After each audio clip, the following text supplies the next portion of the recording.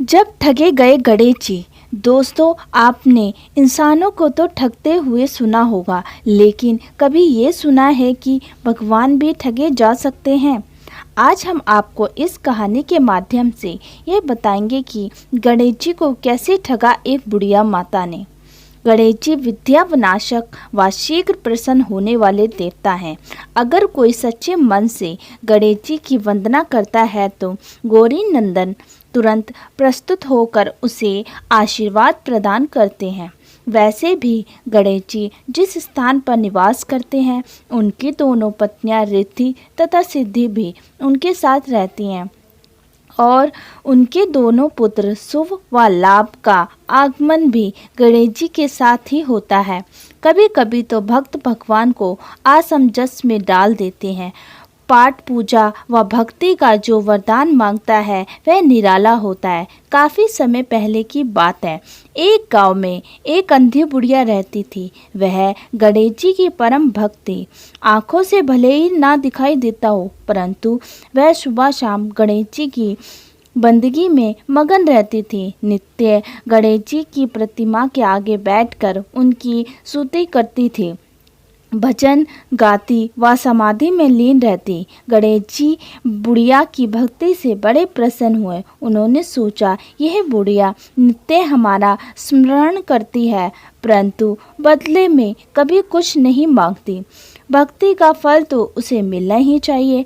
ऐसा सोचकर गणेश जी एक दिन बुढ़िया के सम्मुख प्रकट हुए तथा बोले, माई, तुम हमारी सच्ची भक्त हो। जिस श्रद्धा व विश्वास से हमारा स्मरण करती हो, हम उससे प्रसन्न हैं। अतः तुम जो वरदान चाहो हमसे मांग सकती हो। बुढ़िया बोली, प्रभु, मैं तो आपकी भक्ति प्रेम भाव से करती हूँ। मांगने का तो मैंने कभी सोचा ही नहीं है।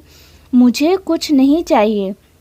गणेश जी पुनर्बोले, हम वरदान देने के लिए ही आए हैं। बुढ़िया बोली, हे सर्वेश्वर, मुझे मांगना तो आता ही नहीं है। अगर आप कहें तो मैं कल मांग लूँ। तब तक मैं अपने बेटे व बहू से सलाह मशवरा कर लूँगी। गणेश जी की कल आने का वादा करके वापस लौट गए। बुढ़िया का एक पुत्र व बहू थे। बुढ़िया ने सारी बात उन्हें बताकर सलाह मांगी। बेटा बोला, माँ, तुम गणेश जी से ढेर सारा पैसा मांग लो, हमारी गरीबी दूर हो जाएगी, जब सुख चैन से रहेंगे। और बुढ़िया की बहू बोली, नहीं, आप एक सुंदर पोता का वरदान मांगे। वंश को आगे बढ़ाने वाला भी तो कोई चाहिए। बुढ़िया बेटे और बहू की बात सुनकर असमंजस में पड़ गई। उसने सोचा, यह दोनों तो अपने अपने मतलब की बात कर रहे हैं। बुढ़िया ने पड़ोसियों से सलाह लेने का मन बनाया। पड़ोसन भी नेक दिल थी। उसने बुढ़िया को समझाया कि तुम्हारी सारी जिंदगी दुखों में कट गई है। अब जो थोड़ा जीवन बचा है वह तो सुख से व्यतीत कर लो। धन अथवा पोते का तुम क्या करोगी अगर तुम्हारी आँख ही नहीं रही तो? यह संसारिक वस्तुएं तुम्हारे लिए व्यर्थ हैं। तुम अपने लिए दोनों आंखें मांग लो। बुढ़िया घर लौट आई। बुढ़िया और भी सोच में पड़ गई। उसने सोचा, कुछ ऐसा मांग लूं जिससे मेरा बहू व बेटा सबका भला हो। लेकिन ऐसा क्या हो सकता है? इसी उधेड़-बुन में सारा दिन व्यतीत हो गया। बुढ़िया कभी कुछ मांगने का मन बनाती तो कभी कुछ, परंतु कुछ भी निर्धारित ना कर सके। दूसरे दिन गणेश जी पुनर्प्रकट हुए तथा बोले, आप जो भी मांगे वह हमारी कृपा से हो जाएगा। यह हमारा वचन है।